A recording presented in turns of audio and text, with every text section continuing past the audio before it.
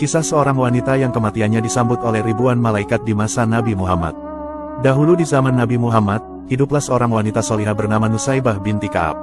Wanita ini dikenal sebagai sosok yang tangguh dan pemberani dalam melawan kejahatan orang-orang kafir dan musyrik. Keberaniannya bahkan sampai membuat Nabi Muhammad kagum. Nusaybah sendiri dikenal sebagai salah satu sahabiah atau sahabat Nabi dari kalangan wanita. Dikisahkan, pada suatu hari Nusaybah sedang berada di dapur dan suaminya sedang beristirahat di dalam kamar. Tiba-tiba, Nusaybah mendengar suara gemuruh seperti gunung-gunung batu yang runtuh. Beberapa hari ini memang terjadi ketegangan yang memuncak di Gunung Uhud, sehingga Nusaybah mengira bahwa suara gemuruh itu pasti tentara musuh.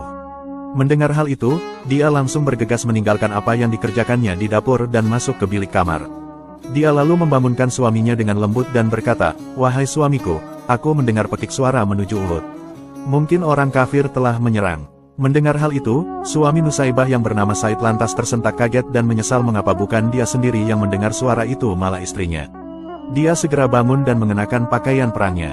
Ketika dia menyiapkan kuda, Nusaybah kemudian menghampirinya dan menyodorkan sebilah pedang serta berkata, "Wahai suamiku, bawalah pedang ini dan jangan pulang sebelum menang." Mendengar perkataan Nusaybah, suaminya lantas semakin yakin dan tidak ada lagi keraguan untuk pergi ke medan perang. Dengan sigap dia menunggang kudanya dan langsung menuju ke arah timur di mana pertempuran terjadi. Suami Nusaybah langsung terjun di tengah-tengah peperangan yang berkecamuk. Di sisi lain, Rasulullah melihatnya dan tersenyum kepadanya. Senyum Rasulullah yang tulus itulah yang kemudian membangkitkan semangatnya dalam bertempur membela Rasul. Di rumah, Nusaybah duduk dengan gelisah bersama dengan kedua anaknya yaitu Ammar yang baru berusia 15 tahun dan adiknya yang selisih 2 tahun lebih muda. Tiba-tiba, datanglah seseorang yang menunggang kuda datang menghampiri mereka dengan gugup dan menyampaikan salam dari Nabi Muhammad.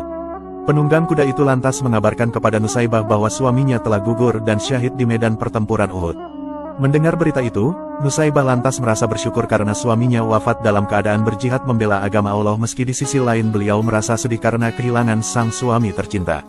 Nusaybah lantas memanggil Ammar dan tersenyum kepadanya dengan tangis yang tertahan. "Ammar, kau melihat ibu menangis.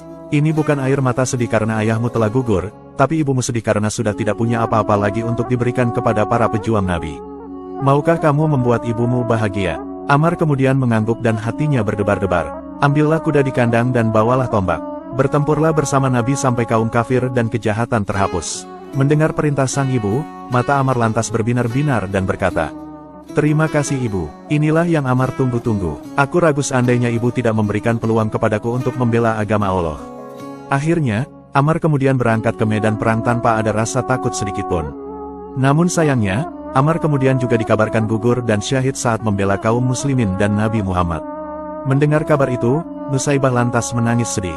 Namun, kesedihan Nusaybah bukanlah tentang kehilangan suami dan putranya, melainkan beliau sedih karena tidak punya apa-apa lagi untuk bisa turut membela perjuangan Nabi Muhammad. Namun, hal itu tidak menciutkan nyalinya untuk turut ikut berjuang. Nusaybah lantas memberanikan diri untuk ikut terjun ke pertempuran untuk membela Nabi Muhammad dan kaum muslimin. Nusaybah kemudian langsung bergegas menunggangi kuda dan menghadap Rasulullah. Setibanya di sana, Nabi Muhammad kemudian mendengarkan semua perkataan Nusaybah.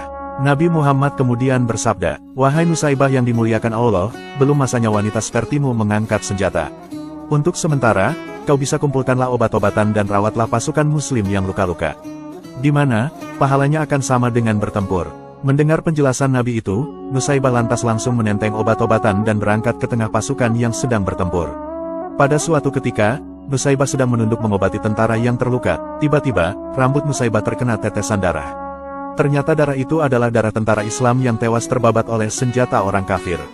Akhirnya, timbul kemarahan Nusaybah ketika melihat kejadian ini.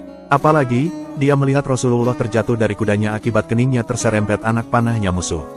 Mendapati hal itu, Nusaybah tidak bisa menahan diri lagi menyaksikan hal itu. Ia lantas bangkit dengan gagah berani. Diambillah senjata prajurit yang gugur beserta kudanya. Bagaikan singa betina mengamuk, musuhnya banyak yang terbirit-birit menghindarinya dan bahkan banyak yang tumbang.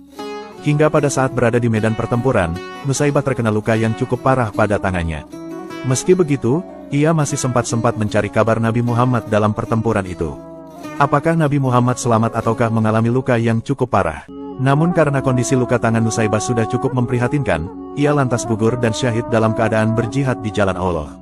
Setelah wafatnya Nusaybah, tiba-tiba langit berubah menjadi mendung dan terlihat hitam kelabu. Padahal, sebelumnya langit tampak terlihat cerah dan terang benderang. Mendapati fenomena aneh itu, Nabi Muhammad lantas bersabda kepada para sahabatnya. Kalian lihat langit tiba-tiba menghitam bukan? Itu adalah bayangan ribuan malaikat yang menyambut kedatangan arwah Nusaibah sang wanita yang perkasa. Subhanallah, itulah kisah dan sosok wanita mulia bernama Nusaibah.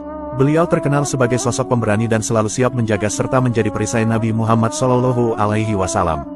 Karena jasa dan keberaniannya yang luar biasa, Nusaibah lantas dijuluki sebagai Ummu Imaroh yang berarti ibunya para pemimpin. Semoga kita semua bisa meniru akhlak dan perjuangan mulia Nusaibah ini, amin.